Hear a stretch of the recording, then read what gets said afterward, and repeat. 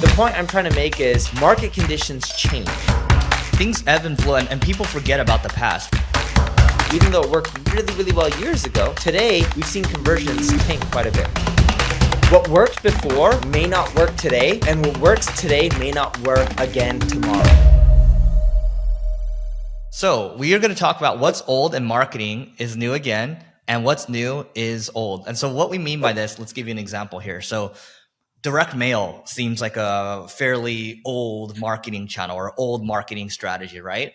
But in today's day and age, you have to consider the industry that you're in as well. Direct mail actually makes a lot of sense, especially if you're doing something that is, let's say you're trying to target rich people locally, for example, or like rich people that are in their 60s, 70s, 80s or so, right? So that's what it is.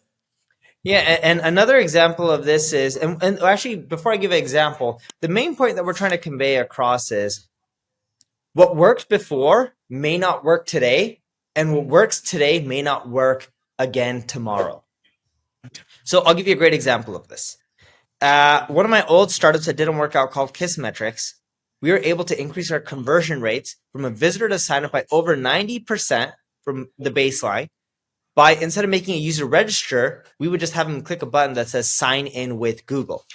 All right. Google would then give us a username, and through the authentication, it would also give, or not username, it would give us an email address and basic information like their name. So that we were able to auto register and create an account for them. The rest of the funnel to using the application, installing it, etc., was roughly the same. So we literally saw a little bit more than a 90% increase.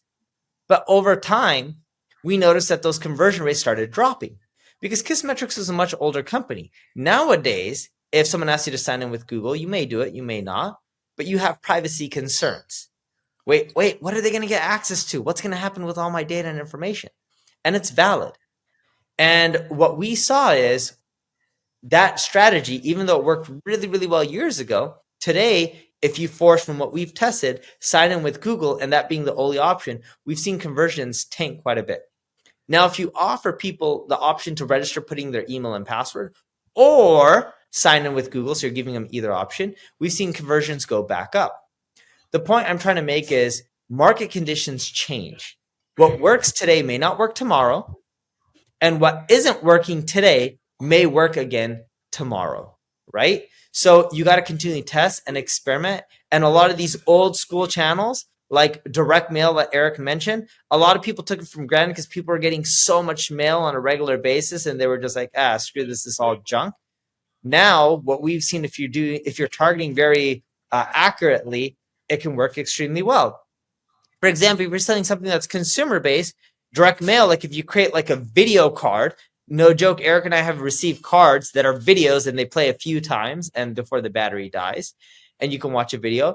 But if you're targeting really high-end consumers and you send them to people who live in, let's say, the building Central Park South in New York, in New York, that's an expensive building. Or if you target someone in Beverly Hills, California, there's a good chance, you're targeting people who are well off and they can do quite well.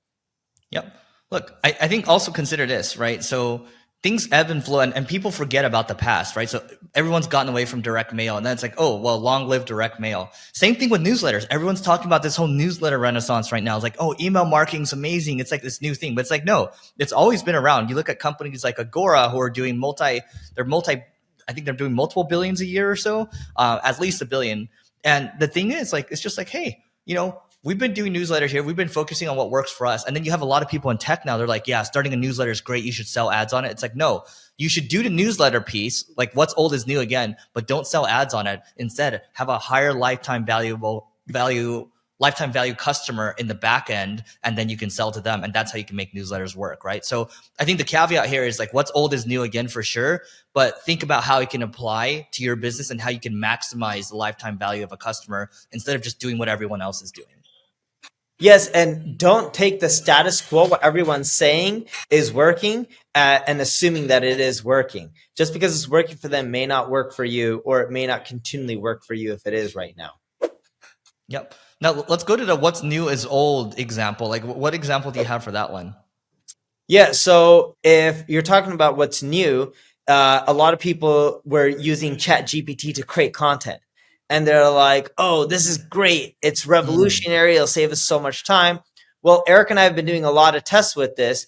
We found that we ended up doing an experiment where we had 1,000 articles created through Chat GPT. 186 of them had duplicate content, either sentences or paragraphs plagiarized. And now everyone is using Chat GPT to create content, but it's lacking the double EAT: experience, expertise, authority, and trust. So that content, what we're seeing, isn't ranking well on Google, isn't getting the traction because it's just regurgitated information and no one wants to read it. They want to read fresh, new information that offers a different perspective, gives them more knowledge, and gives them insights that they haven't seen before.